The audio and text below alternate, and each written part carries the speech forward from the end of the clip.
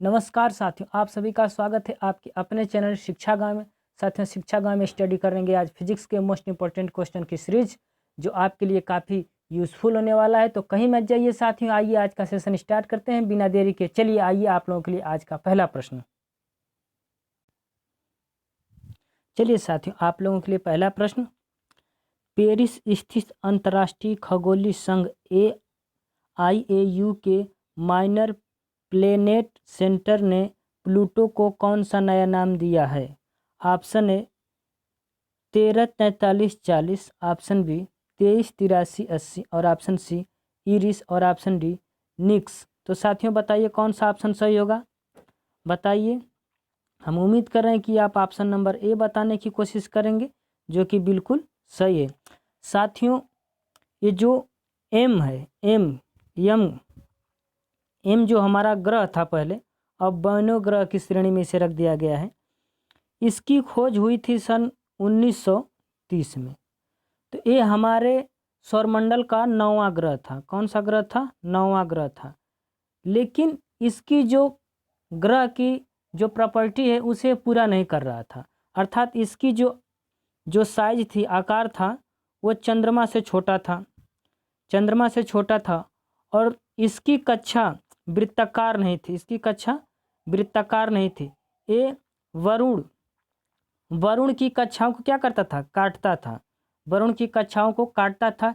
इसलिए अंतर्राष्ट्रीय खगोल विज्ञान संघ IAU ने इसे ग्रह की श्रेणी से निकाल दिया और इसे बौने ग्रह की श्रेणी में रखा गया और इसका नाम रखा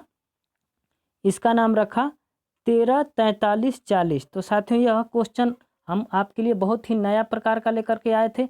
आप लोगों को बहुत ही अच्छा लग रहा होगा। तो साथियों चलिए हम देख लेते हैं जो IAU है।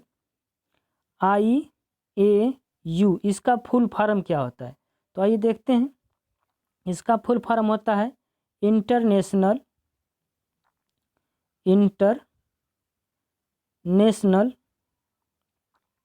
ए से आपका होता है एस्ट्रोनॉमिकल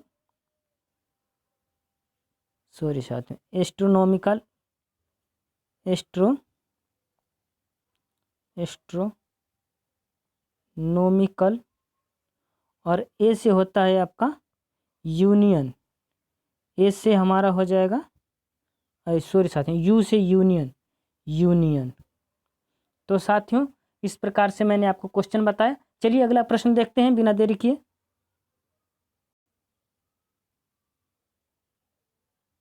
चलिए साथियों आइए नेक्स्ट प्रश्न देखते हैं।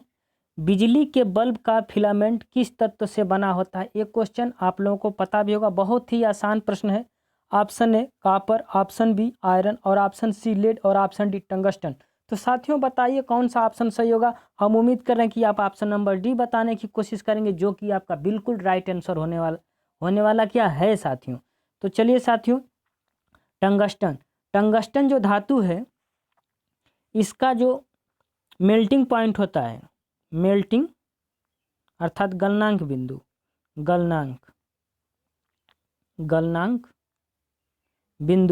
इसका गलनांक बिंदु होता है आपका 3420 सेंटीग्रेड। चलिए आवर्त सारणी में देखा जाए, तो इसका परमाणु क्रमांक देख लेते हैं। इसका एटॉमिक नंबर होता है, एटॉमिक नंबर हमारा होता है 74। टंगस्टन का एटॉमिक नंबर होता है 74 और इसे डिनोट किसे करते हैं? इसका सिंबल क्या होता है? कैपिटल W से इसे रिप्रेजेंट करते हैं। टंगस्टन ये मतलब नहीं है कि T से रिप्रेजेंट कर देंगे, नहीं, टंगस्टन को हम W से रिप्रेजेंट करते हैं। तो चलिए साथियों अब अगला प्रश्न देखते हैं। चलिए साथियों आपके लिए नेक्स्ट प्रश्न आ गया है। नाभिकीय रिएक्टर में भारी जल, जिसका फार्मूला होता है DTO, का प्रयोग किस रूप में किया जाता है? ऑप्शन ए मंदक, ऑप्शन बी शीतलक, ऑप्शन सी परिरक्षक और ऑप्शन डी नियंत्रक। तो साथियों बताइए कौन सा ऑप्शन सही होगा।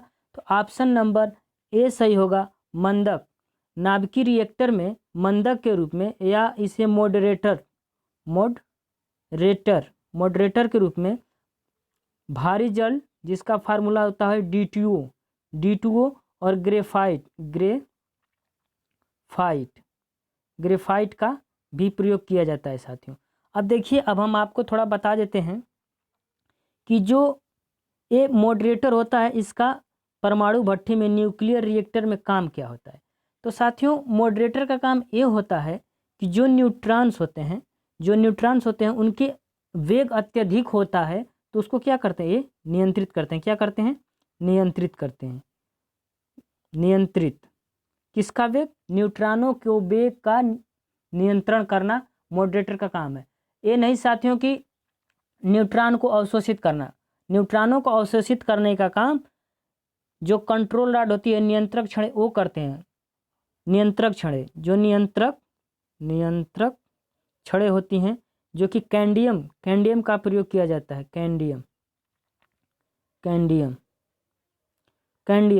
कैंडियम की छड़ों का प्रयोग किया जाता है नियंत्रक छड़ों के रूप में, कंट्रोल रॉड के रूप में।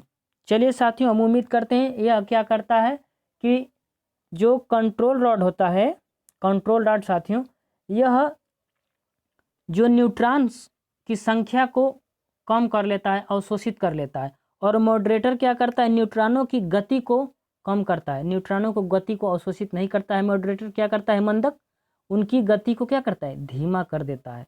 लेकिन जो नियंत्रक छड़ें होती हैं, कंट्रोल रॉड होती हैं, जो कैंडियम की बनी होती हैं, कैंडियम का प्रयोग किया जाता है, यह क्या करता है कि उनको अवशोषित कर लेता है। चलिए साथियों, अगला प्रश्न देखते हैं। चलिए साथियों, नेक्स्ट प्रश्न नंबर 4 आ गया है। सड़क पर चलने की अपेक्षा बर्फ पर चलना कठिन है क्योंकि ऑप्शन दिया है, बर्फ सड़क से सख्त होती है। ऑप्शन बी, सड़क बर्फ से सख्त होती है। ऑप्शन सी, जब हम अपने पैर से धक्का देते हैं तो बर्फ कोई प्रतिक्रिया व्यक्त नहीं करती। और ऑप्शन डी, बर्फ में सड़क की अपेक्षा घर्षण कम होता है। तो साथियों सोचिए, बताइए कौन सा ऑप्शन सही होगा। तो इसका ऑप्शन नंबर डी सही होगा। बर्फ में सड़क की अपेक्षा घर्षण कम होता है। जी साथियों, हमें चलने के लिए घर्षण की आवश्यकता होती है। और बर्फ क्या होता है? बिल्कुल चिकना होता है, इस पर हमारा पैर फिसलने लगता है क्योंकि इस पर घर्षण बल का मान क्या होता है? बहुत ही कम होता है। घर्षण बल के कम होने के कारण हम लोग बर्फ पे चल नहीं पाते हैं। चलिए साथियों नेक्स्ट प्रश्न देखते हैं। दो स्थिर आवेशों के बीच लगने वाला बल उनकी मात्राओं के गुणनफल के अनुक्रमानुपाती तथा उनकी बीच के दूरी के वर्ग के व्युत्क्रमानुपाती होता। यह किसका नियम है? ऑप्शन ए ओम का नियम, ऑप्शन बी किरचॉफ का नियम, और ऑप्शन सी कूलाम का नियम, और ऑप्शन डी फैराडे का नियम। तो कौन सा होगा साथियों, बताइए। तो ऑप्शन नंबर सी सही हो जाएगा। आवेशों के बारे में कूलाम ने अपना नियम दिया था। और कौन सा नियम दिया था? आइए सूत्र देखते हैं। कूलाम ने बताया था कि दो स्थिर आवेशों के बीच लगने वाला जो बल होता है, आकर्षण या प्रतिकर्षण बल, वो Q1 Q2 अपान के R², ये फार्मूला दिया था। तो बताया था, और प्रश्न में भी यही कह रहा है कि दोनों आवेशों के मात्राओं के गुणनफल लगने वाले बल के समानुपाती तथा उनके बीच की दूरी के क्या होता है? व्युत्क्रमानुपाती होता है। जैसे मान लीजिए साथियों, यहाँ पे एक Q1 आवेश है और यहाँ पे एक Q2 आवेश है, प्लस माइनस। तो इनके बीच की दूरी कितना है? R है। इनके बीच की दूरी कितना है? R है। R दूरी पे स्थित है। ये दोनों एक स्थिर आवेश हैं। तो इनके बीच में जो आकर्षण बल लगेगा या प्रतिकर्षण बल लगेगा, वो इनकी मात्राओं के गुणनफल के समानुपाती तथा इनके बीच की दूरी के वर्ग के व्युत्क्रमानुपाती होता है। साथियों, यह नियम बिल्कुल जो न्यूटन ने नियम अपना दिया था गुरुत्वाकर्षण का, वो उसके बिल्कुल समान है। उसका भी फार्मूला अगर आप चाहें तो इजी वे में याद कर सकते हैं। वो भी एकदम बिल्कुल ऐसा ही फार्मूला न्यूटन ने भी बताया था। क्या बताया था? उनके बीच में वो केवल दो पिंडों के बीच में बताए थे न्यूटन जी। और यहाँ पे दो स्थिर आवेशों के बीच में देखा, न्यूटन जी बताए थे दो स्थिर पिंडों के बीच में जिनका M1 M2 और उनके बीच की दूरी क्या है? R है। तो उनके बीच की दूरी जो है R, लगने वाला बल उनके बीच की दूरी के वर्ग क्या होगा? अनुक्रमानुपाती होगा। और उनकी मात्राओं के गुणनफल का क्या होगा? समानुपाती। तो इस प्रकार से हम देख सकते हैं कि कूलाम का नियम और न्यूटन का नियम का जो फार्मूला है बिल्कुल समान है। आप चाहें तो याद कर सकते हैं, दोनों एक ही तरीक़ा से। कूलाम ने आवेश के ऊपर नियम दिया था और न्यूटन ने पिंडों के ऊपर नियम दिया था। चलिए आइए देखते हैं कि ये बल कब प्रतिकर्षित करते हैं और कब एक दूसरे को आकर्षित करते हैं। देखिए अगर यहाँ पे बल जो हमारा आवेश है प्लस है और यहाँ पे जो बल है वो भी प्लस है, तो एक दोनों को क्या करेंगे, प्रतिकर्षित करेंगे। अगर यहाँ पे ये दोनों बल एक माइनस है और एक यहाँ पे प्लस है, तब एक दूसरे को क्या करेंगे, आकर्षित करेंगे। और अगर ये दोनों माइनस माइनस भी हो जाते हैं, अगर इसको भी माइनस कर दिया जाए, अगर इसको भी माइनस कर दिया जाए, तब ये क्या करने लगेंगे, एक दूसरे को प्रतिकर्षित करने लगेंगे। तो इस प्रकार से हम कह सकते हैं कि दो समान आवेशों के बीच जो लगने वाला बल होगा वो क्या होगा, प्रतिकर्षण बल, और दो विपरीत आवेशों के बीच लगने वाला बल क्या होगा, आकर्षण बल होगा। तो चलिए देखते हैं अगला प्रश्न।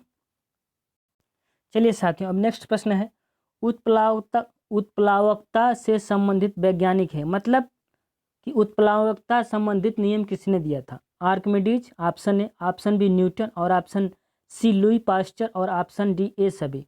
तो बताइए साथियों कौन सा होगा। ये तो बहुत ही इजी प्रश्न है, आप लोगों को पता भी होगा।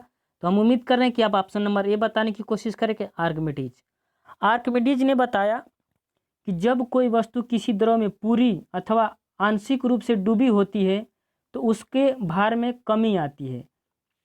तो यह भार में आभासी कमी उसके द्वारा हटाए गए द्रव के बराबर होता है, इसलिए हमें भार में क्या होती है, कमी महसूस होती है। साथियों आप लोगों ने उत्प्लावन बल के नाम बारे में सुना होगा, उत्प्लावन बल। ये बल क्या होता है साथियों, देखिए क्या होता है, ये द्रव है, ये क्या है, द्रव है। एक वस्तु को इसमें क्या किया जाता है, डुबोया जाता है। तो उत्प्लावक बल उसके वस्तु के जो गुरुत्व केंद्र होता है बिल्कुल सामने, इधर से उसका गुरुत्व केंद्र ऊपर से काम करता है, और नीचे से पानी जो लगाता है ऊपर की तरफ एक बल उस पिंड के केंद्र में, इसे हम कहते हैं उत्प्लावक बल, जो उसे ऊपर की तरफ क्या करता है, उसके पिंड के भार के विपरीत लगता है, पिंड के भार के विपरीत, अर्थात ये ऊपर की तरफ लगता है। ये उत्प्लावक बल क्या करता है, ऊपर की तरफ लगता है। अगर देखिए पिंड किसी द्रव में डूब क्यों जाता है, आइए थोड़ा इसके बारे में देखते हैं।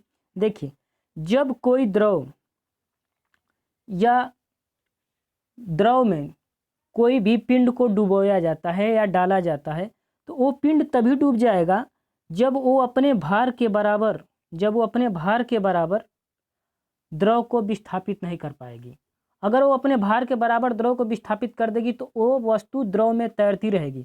अगर अपने भार के बराबर द्रव को विस्थापित नहीं कर पाएगी तो वो वस्तु पानी में क्या होगी, डूब जाएगी। तो चलिए आइए अगला प्रश्न देखते हैं। चलिए साथियों आपके लिए नेक्स्ट प्रश्न है, पहाड़ों पर पानी किस तापमान पर उबलने लगता है, ऑप्शन ए 100 सेंटीग्रेड से कम पर, ऑप्शन बी 100 सेंटीग्रेड से अधिक, ऑप्शन सी 100 सेंटीग्रेड, और ऑप्शन डी इनमें से कोई नहीं। तो साथियों बताइए कौन सा ऑप्शन सही होगा। ये भी आप लोगों ने प्रश्न कई बार पढ़ा होगा, तो ये भी आप लोगों के लिए आसान ही है और इजी है। तो बताइए कौन सा होगा। तो ऑप्शन नंबर ए सही होगा, पहाड़ों पर पानी 100 सेंटीग्रेड के कम तापमान भी क्या होता है, उबलने लगता है। देखिए साथियों समुद्री लेवल पे, जो समुद्री लेवल होता है, समुद्र लेवल पे, समुद्र तल पे या समुद्र तल पे पानी का क्वथनांक होता है 100 सेंटीग्रेड होता है।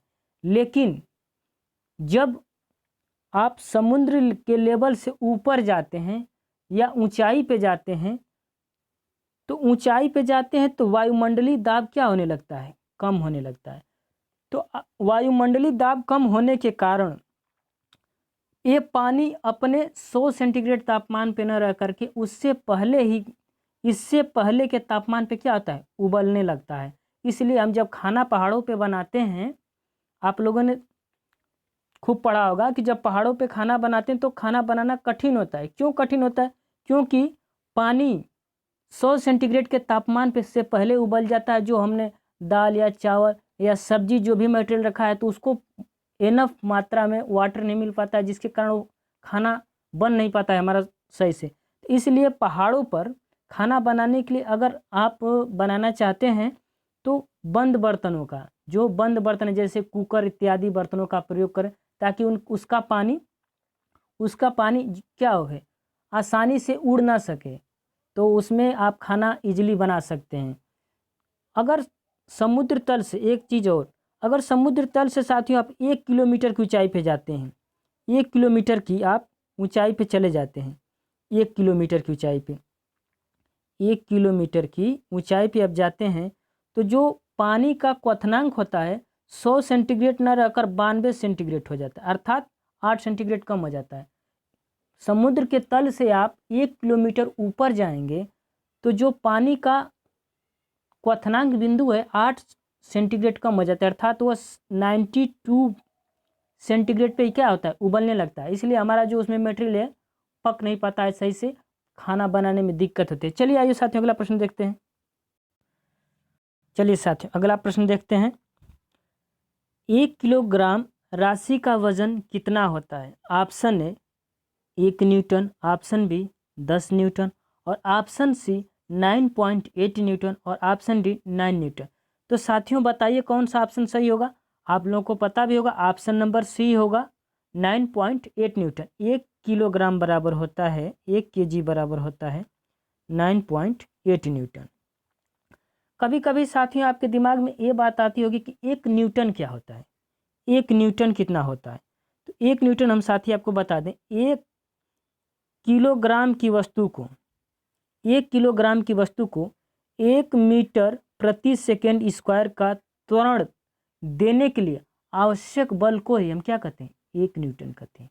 और न्यूटन ये बल का क्या है? मात्रक है, बल का एसआई मात्रक है, क्योंकि बल के बारे में न्यूटन ने ही बताया था, इसलिए उनके नाम पे ही बल की मात्रक रखा गया है न्यूटन। तो चलिए साथियों उम्मीद करते हैं कि आपको ये प्रश्न समझ में आया होगा। चलिए अगला प्रश्न देखते हैं। चलिए आपके लिए नेक्स्ट प्रश्न, क्वेश्चन नंबर 9। चाबी भरी घड़ी में कौन सी ऊर्जा होती है? ऑप्शन ए गतिज ऊर्जा, ऑप्शन बी स्थितिज ऊर्जा, ऑप्शन सी यांत्रिक ऊर्जा, ऑप्शन डी संचित ऊर्जा। तो ऑप्शन कौन सी सही होगी बताइए साथियों। हम उम्मीद कर रहे हैं आप ऑप्शन नंबर बी बताने की कोशिश करेंगे, जो कि बिल्कुल ही सही आंसर है, करेक्ट है। तो साथियों जो हमारी चाबी वाली घड़ी होती है, चाबी भरी घड़ी होती है, उसमें स्थितिज ऊर्जा होती है।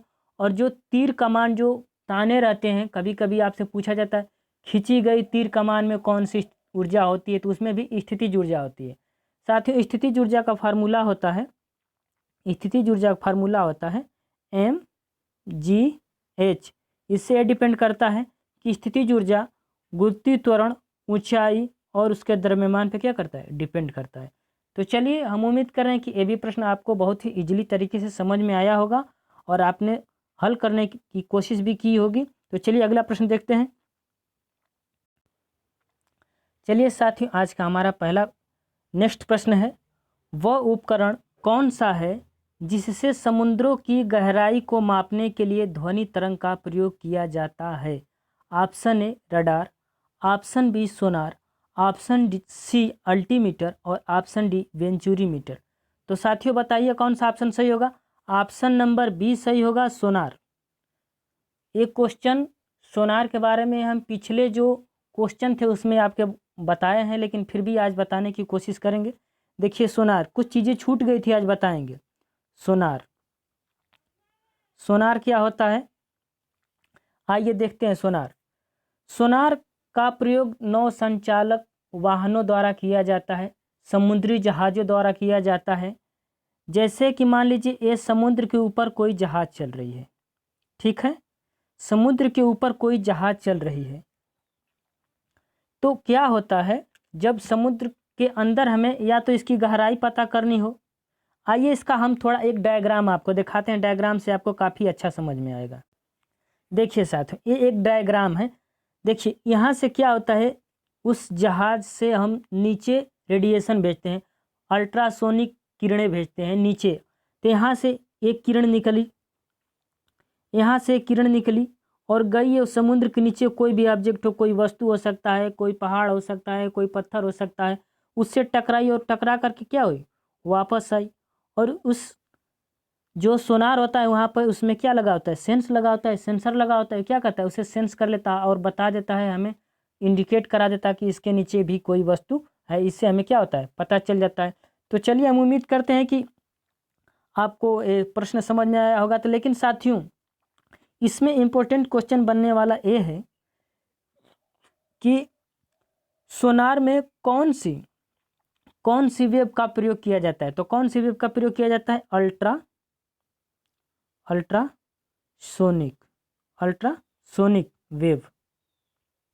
अल्ट्रासोनिक वेव या ध्वनि तरंग, जिसे हम हिंदी में बोलते हैं प्राश्रव्य ध्वनि तरंग। इसकी जो फ्रीक्वेंसी होती है 20,000 हर्ट्ज से ज़्यादा होती है। इसे मानव नहीं सुन सकते, इसे कुछ विशेष प्रकार के जानवर इस जो ध्वनि को है वो सुन सकते हैं। सोनार का, आइए उस दिन मैं आपको इसका फुल फॉर्म नहीं बता पाया था, आज इसका फुल फॉर्म बताने की कोशिश करते हैं। सोनार देखिए, हो गया सोनार का फुल फॉर्म होता है साउंड नेविगेशन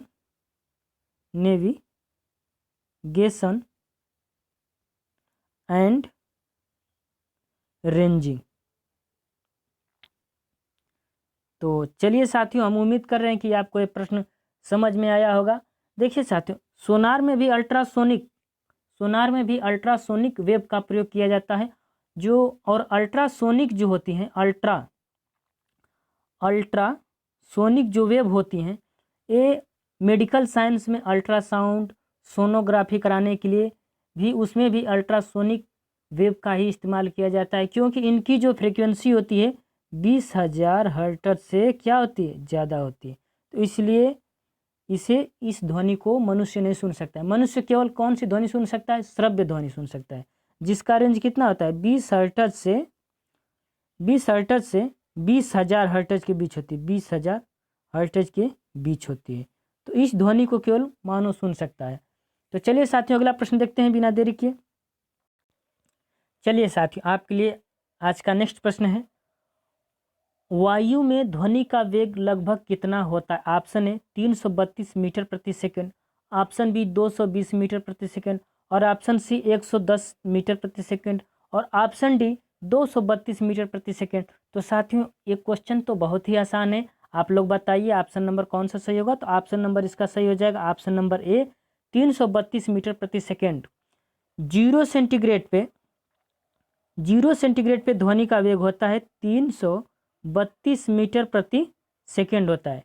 332 मीटर प्रति सेकंड होता है ध्वनि का वेग। देखिए साथियों, ध्वनि का वेग पूछ लिया जाता है कभी कभी आपसे प्रश्नों में कि ध्वनि का वेग किसमें सबसे ज़्यादा होता है? ठोस में, द्रव में, गैस में। तो किसमें सबसे ज़्यादा होता है? सबसे ज़्यादा होता है किसमें ध्वनि का वेग? ठोस में होता है साथियों। सबसे ज़्यादा ध्वनि का वेग किसमें होता है? ठोस में। वो भी किसमें सबसे ज़्यादा? एल्यूमिनियम में। एल्यूमिनियम में ध्वनि का वेग सबसे ज़्यादा होता है। चलिए थोड़ा एक दो इफेक्ट और देख लेते हैं ध्वनि का। कभी कभी आपसे पूछ लेता है प्रश्न में कि ताप पर ध्वनि का क्या प्रभाव पड़ता है? ताप पर ध्वनि का क्या प्रभाव पड़ता है? तो साथियों देखिए, ताप पर ध्वनि का प्रभाव पड़ता है। ताप बढ़ने पर ध्वनि का वेग, ताप बढ़ने पर जो साउंड का वेग है वो भी क्या होता है? बढ़ता है।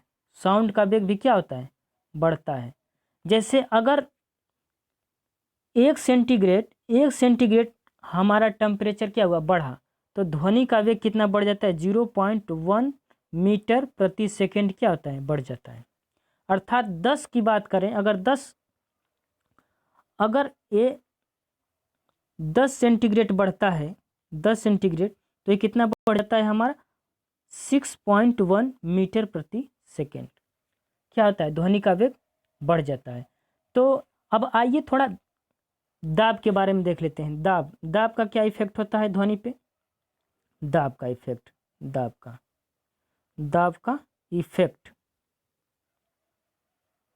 Effect on sound. ध्वनि पर दाब का प्रभाव।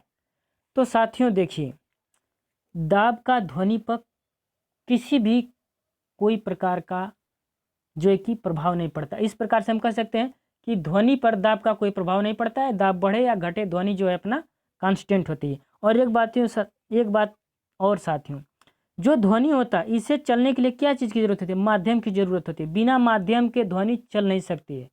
अर्थात ध्वनि हमारी क्या है? यांत्रिक तरंग है, और यांत्रिक तरंग में किसके अंतर्गत आती है? अनुदैर्घ्य अनुदैर्घ्य अनुदैर्घ्य तरंग है। अनुदैर्घ्य तरंग के अंतर्गत हमारी ध्वनि तरंगें आती हैं। तो साथियों, आप लोगों के लिए मैं बहुत ही मेहनत करके ऐसे ऐसे प्रश्न लाता हूं। अगर आपको ये मेरा वीडियो पसंद आए तो कृपया मेरे चैनल को सब्सक्राइब करिए, लाइक करिए, शेयर करिए, अपने दोस्तों के साथ शेयर करिए और बताइए। आप लोगों के लिए मैं काफ़ी मेहनत करता हूं। तो साथियों, चलिए फिर मिलते हैं नेक्स्ट वीडियो में। तब तक के लिए दीजिए इजाज़त। नमस्कार।